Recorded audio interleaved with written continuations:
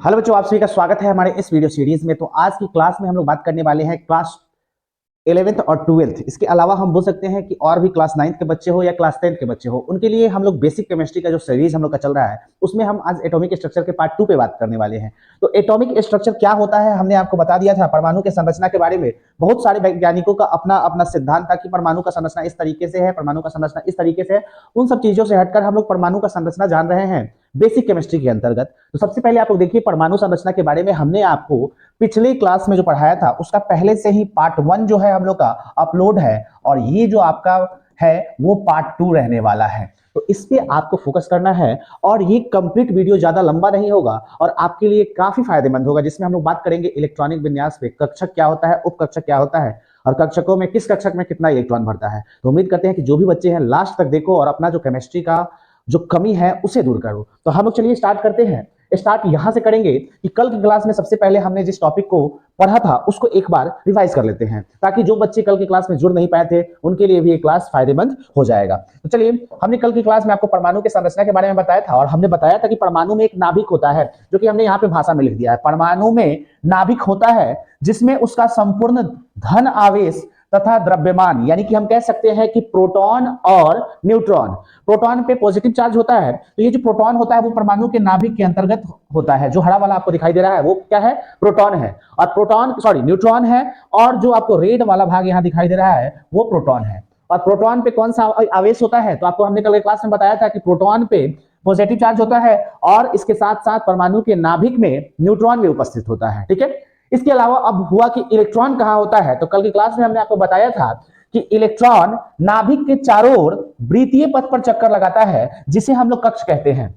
अगर हमसे कोई कहे कि कक्ष किसे कहते हैं, कक्ष को हमने कल की क्लास में बताया था कि सेल भी कहते हैं, या सेल को हम लोग ऊर्जा स्तर भी कह सकते हैं, जिसको इंग्लिश में हम एनर्जी लेवल कहेंगे, ऊर्जा स्तर। ये क्या होता है, तो देखिए ये जो परमाणु का नाभिक होता है इसमें हमने देखा कि न्यूट्रॉन और प्रोटॉन दो चीज है इसमें। इसके अलावा इलेक्ट्रॉन कहाँ है, तो इलेक्ट्रॉन के बारे में बताया गया कि इलेक्ट्रॉन इस नाभिक के चारों ओर निश्चित वृत्तीय पथ पर चक्कर लगा रहे हैं। तो इलेक्ट्रॉन जो है इस नाभिक के चारों ओर, यहां देख सकते हैं आप लोग, यहां देख सकते हैं क्या है, ये वृत्तीय पथ पे चक्कर लगा रहा है। इन्हीं वृत्तीय पथ को, इलेक्ट्रॉन जिस वृत्तीय पथ पर चक्कर लगाता है उस वृत्तीय पथ को हम लोग कक्षक कहते हैं। तो हम लोग यहाँ कक्ष या ऊर्जा स्तर का डेफिनेशन दे सकते हैं कि इलेक्ट्रॉन जिस वृत्तीय पथ पे चक्कर लगाता है उस वृत्तीय पथ को कक्ष कहते हैं। हमने यहाँ भाषा में कल की क्लास में बताया था कक्षों को एन से सूचित किया जाता है। कक्षों को किससे, तो एन से सूचित किया जाता है। और एन बराबर क्या होता है, तो आप लोग देखो एन बराबर अगर हम अल्फाबेट के रूप में अगर हम लोग लिखे तो होता है के एल एम एन, और आगे भी होगा। अगर हम इसे गणितीय रूप में दर्शाएं तो के जो हो जाता है पहला कक्षक हो जाता है एक से, दूसरा एल जो है दूसरा कक्षक, एम ये तीसरा कक्षक हो जाएगा, और एन जो है चौथा कक्षक हो जाएगा। यानी कि गौर करिए तो यहाँ पे ये जो आपको दिखाई दे रहा है ये हो जाएगा के कक्षक, ये जो है वो के कक्षक होगा, ये दूसरा जो है ये एल कक्षक होगा, इसके बाद यहाँ पे ये एम कक्षक, और इसके बाद एन कक्षक। आगे भी और कक्षक हो सकता है, ठीक है, लेकिन हमने यहाँ एन तक दर्शाया। ठीक है, के को पहला कक्षक कहते हैं, एल को दूसरा, एम को तीसरा कक्षक और एन को चौथा कक्षक। तो हम लोग कक्षक को एन से प्रदर्शित किए, और एन बराबर अगर अल्फाबेट में लिखे तो कक्षकों को के एल एम एन इस तरीके से सूचित करते हैं, और गणितीय रूप में 1 2 3 4 और आगे भी हो सकता है। ठीक है, इसके बाद चलते हैं, ये तो हमने कल की क्लास में देख लिया था। अब हमारा बारी है कि कक्षक भी उपकक्षकों में बटा होता है।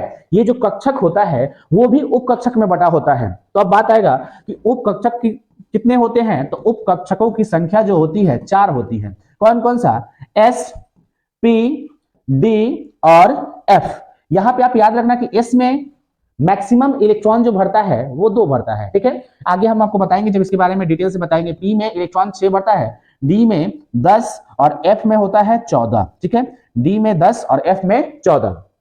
तो कक्षक हमने यहां पे देखा कि जो कक्षक होता है वो पहला जो कक्षक होता है के होता है, दूसरा एल होता है, इसके बाद तीसरा जो होता है एम होता है, और चौथा एन होता है। अब आपके दिमाग में ये बात आ रहा होगा कि उपकक्षक कहां होता है और कैसे होता है। तो देखिए यहाँ पे ये जो पहला कक्षक है इसमें उपकक्षकों की संख्या केवल 1 होती है, केवल इसमें एस आता है। ठीक है, दूसरे में क्या होता है, एस के साथ साथ पी भाई साहब भी चले आते हैं।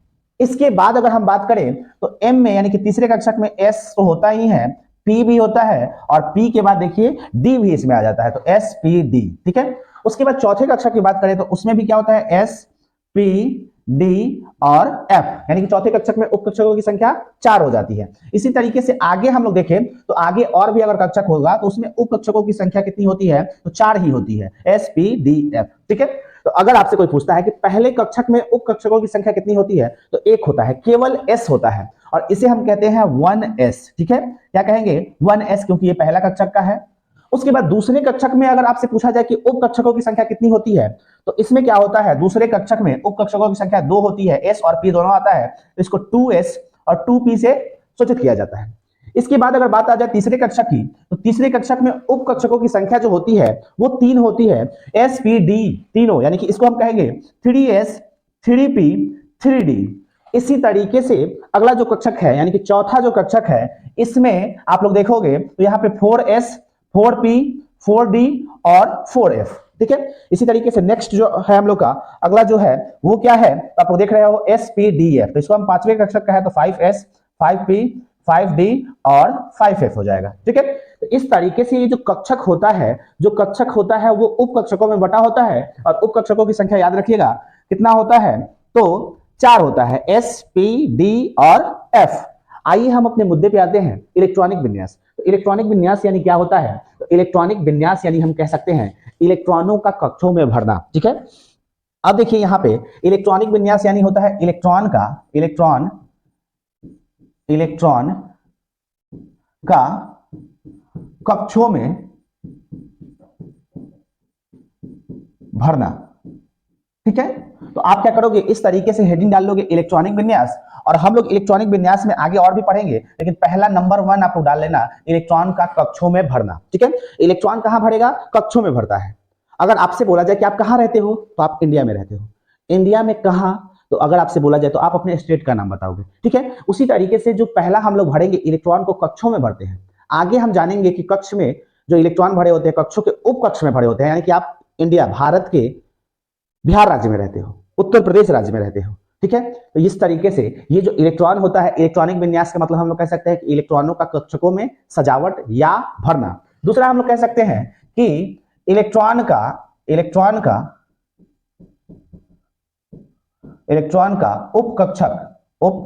कक्षक में भरना।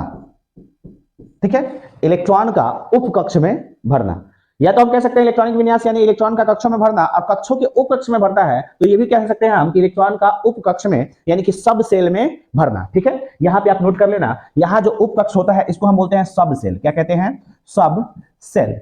ठीक है, तो एक एक पॉइंट आपको इस वीडियो के तहत आपको समझाया जा रहा है, बेसिक केमिस्ट्री का जो वीडियो है, तो उम्मीद करते हैं कि आप इसका फायदा उठाओगे और वीडियो को पूरा देखोगे। ठीक है, इसके बाद यहाँ पे हम आते हैं, तो सबसे पहला हमारा टॉपिक हो जाएगा कि कक्षों में जो इलेक्ट्रॉन भरता है वो कक्षों की संख्या तो आपने बता दी कि कक्षों की जो संख्या होती है, पहला जो कक्षक होता है उसको के कहते हैं, दूसरे को एल कहते हैं, तीसरे को एम कहते हैं, और इसके बाद एन कहते हैं। पिछले वीडियो में हमने बताया था कि इसमें इलेक्ट्रॉन कितना भरता है, कैसे भरता है, ये मैं अगले वीडियो में बताऊंगा, जो कि आज का हमारा टॉपिक है। तो यहाँ पे देखिए, कक्ष जो होता है उसको हम सेल कहते हैं, आपको मालूम है, और सेल जो है ये पहला कक्षक, दूसरा कक्षक, तीसरा कक्षक और चौथा कक्षक।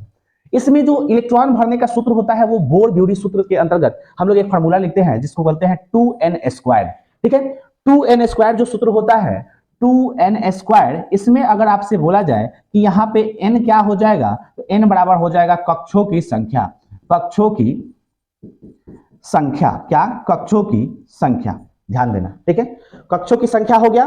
तो अब देखिए ये पहला कक्षक है, ये जो है पहला कक्षक है, तो यहाँ पे अगर हम इस फार्मूला का यूज करते हैं 2 गुने 1 का स्क्वायर हो जाएगा। तो 2 गुने 1 का स्क्वायर आप लोग जानते हो कि कितना हो जाएगा, 2। यानी कि जो के कक्षक है उसमें मैक्सिमम अधिकतम इलेक्ट्रॉन 2 भरेगा, 2 से अधिक नहीं भरेगा। कब भर सकता है, अधिक नहीं भरेगा, मैक्सिमम 2। ठीक है, एल जो है वो दूसरा कक्षक है, और यहाँ पे अगर हम इस सूत्र का प्रयोग करें तो एन के जगह 2 का स्क्वायर करेंगे, 2 का स्क्वायर 4, और 4 में 2 से गुना करेंगे तो 8, यानी कि एल में 8 इलेक्ट्रॉन से अधिक नहीं भरेगा। अब आते हैं एम जो है वो तीसरा कक्षक है, यहाँ पे इसमें इलेक्ट्रॉन जो भरेगा उसमें हम लोग इसी सूत्र का प्रयोग करेंगे, और यहाँ 3 का स्क्वायर करेंगे क्योंकि तीसरा कक्षक है। ठीक है, तो यहाँ पे क्या हो जाएगा, 3 से गुना करेंगे तो क्या हो जाएगा 9, और 9 में 2 से गुना करेंगे तो 18। ठीक है, आगे देखिए एन जो है चौथा कक्षक है, और यहाँ 2 गुने 4 का स्क्वायर करेंगे, 4 का स्क्वायर 16 होता है, 16 में 2 से गुना करेंगे तो 32 होता है। तो आपको ये याद रहना चाहिए कि हम जो है के कक्षक में 2 इलेक्ट्रॉन भरते हैं, एल में 8 भरते हैं, एम में मैक्सिमम 18 और एन में 32 भरते हैं। ठीक है, मैक्सिमम यानी कि अधिकतम, इससे अधिक नहीं हो सकता है। तो इसी तरीके से हम लोग इलेक्ट्रॉनिक विन्यास करते हैं। तो इलेक्ट्रॉनिक विन्यास यानी हमने आपको बताया कि कक्षकों या उप कक्षकों में इलेक्ट्रॉन का भरना, तो पहले हम कक्षक में भरेंगे। ठीक है, तो अगर हमारे सामने अगर कोई कह दे कि यहां देखिए आपके सामने अगर हम ले ले कार्बन, तो आपको याद होगा कि कार्बन का परमाणु संख्या 6 होता है। अगर कोई कहे कि इसका इलेक्ट्रॉनिक विन्यास करिए, तो इलेक्ट्रॉनिक विन्यास यानी कक्षकों में इलेक्ट्रॉन का भरना, हम कक्षक को देख रहे हैं, तो कक्षक हमारे पास क्या हो जाएगा, के होगा, एल होगा, एम होगा। ठीक है, तो यहाँ पे कक्षक में इलेक्ट्रॉन को भरना है, तो सबसे पहले तो हमें मालूम होना चाहिए कि कार्बन में इलेक्ट्रॉन कितना है। तो सबसे पहले देखिए, कार्बन का किसी भी तत्व का अगर परमाणु संख्या आपको दिया है, तो जितना परमाणु संख्या होगा उतना उसमें प्रोटॉन होगा। ठीक है, क्योंकि परमाणु संख्या जो होता है प्रोटॉनों की संख्या के आधार पर ही दिया जाता है। तो अगर आपसे पूछा जाए कि कार्बन में प्रोटॉनों की संख्या कितनी है, कार्बन में प्रोटॉनों की संख्या कितनी है, तो प्रोटॉनों की संख्या यहाँ कितनी है, तो प्रोटॉन की संख्या इसमें 6 है। अब किसी भी तत्व में, किसी अनावेशित परमाणु या कह सकते हैं तत्व में इलेक्ट्रॉनों की जो संख्या होती है वो प्रोटॉनों की संख्या के बराबर होता है, यानी कि इसमें इलेक्ट्रॉन भी कितना होगा, 6 ही होगा। अब हमें क्या करना है, इलेक्ट्रॉनिक विन्यास